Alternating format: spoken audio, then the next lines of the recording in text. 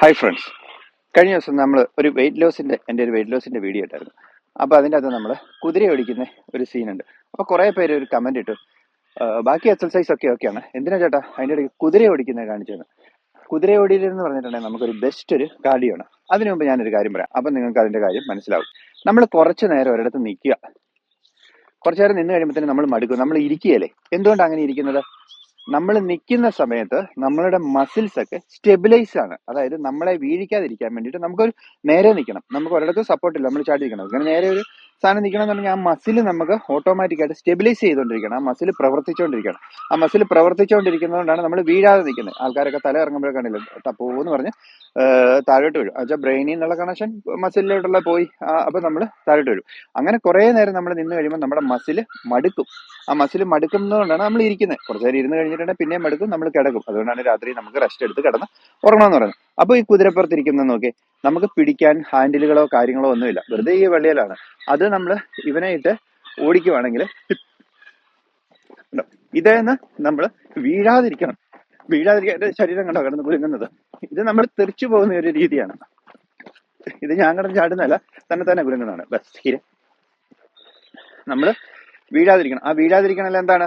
നമുക്ക് muscles correct ആയിട്ടുള്ള രീതിയിൽ പ്രവർത്തിച്ചുകൊണ്ടിരിക്കണം. മസിൽസ് കറക്റ്റായിട്ട് നമ്മൾ വീഴാതെ കാല് ഇവിടെ ഞെക്കി പിടിക്കണം. അതുപോലെ തന്നെ നമ്മുടെ ബാലൻസ് അങ്ങോട്ടും ഇങ്ങോട്ടും പോകരുത്, നേരെ നിൽക്കണം. കുതിര പെട്ടെന്ന് സ്ലോ ആയിട്ട് എന്തെങ്കിലും കണ്ടിട്ട് നിന്നിട്ടുണ്ടെങ്കിൽ കുതിര മുമ്പോട്ട് പോകുമ്പോഴത്തേനും നമ്മൾ പോകാതിരിക്കാൻ വേണ്ടി ആ മസിൽസിന് പവർ കൊടുക്കണം. ഈ സമയത്തൊക്കെ നമ്മുടെ മസിൽ നന്നായിട്ട് പ്രവർത്തിച്ചുകൊണ്ടിരിക്കുകയാണ്. ഈ മസിൽ നന്നായിട്ട് പ്രവർത്തിച്ചുകൊണ്ടിരിക്കുകയെന്ന് പറഞ്ഞാൽ നമ്മുടെ എനർജി പൊയ്ക്കൊണ്ടിരിക്കുകയാണ്. നമ്മുടെ ഹാർട്ടിനും ലെൻസിനും ഒക്കെ നന്നായിട്ട് പ്രവർത്തിച്ചുകൊണ്ടിരിക്കുകയാണ്. അപ്പൊ അങ്ങനെ പ്രവർത്തിച്ചുകൊണ്ടിരിക്കുമ്പോൾ നമ്മുടെ കാർഡിയോ, നമ്മുടെ ഹാർട്ടിനൊക്കെ നന്നായിട്ട് ബലം കിട്ടും. നമ്മുടെ ശ്വസന ശക്തിയൊക്കെ കൂടും, നമുക്ക് സ്റ്റാമിന കൂടും. അപ്പൊ ഇതൊരു വളരെ നല്ലൊരു എക്സർസൈസ് ആണ്.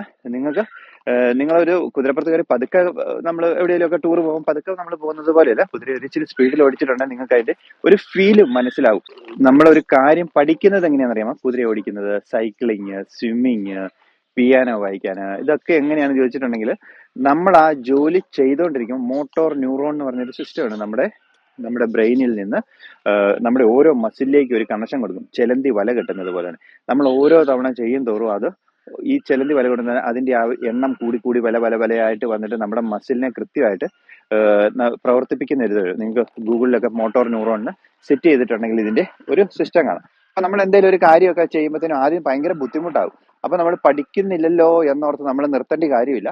അത് പ്രാക്ടീസ് ചെയ്തിട്ടുണ്ടെങ്കിൽ നമ്മളത് എന്ത് കാര്യവും നമ്മൾ നന്നായിട്ട് പഠിക്കും. ഇപ്പം നിങ്ങൾ ഇടയ്ക്കൊക്കെ സമയം കിട്ടുമ്പം ഹോഴ്സൊക്കെ ഒന്ന് റൈഡ് ചെയ്ത് നോക്കുക.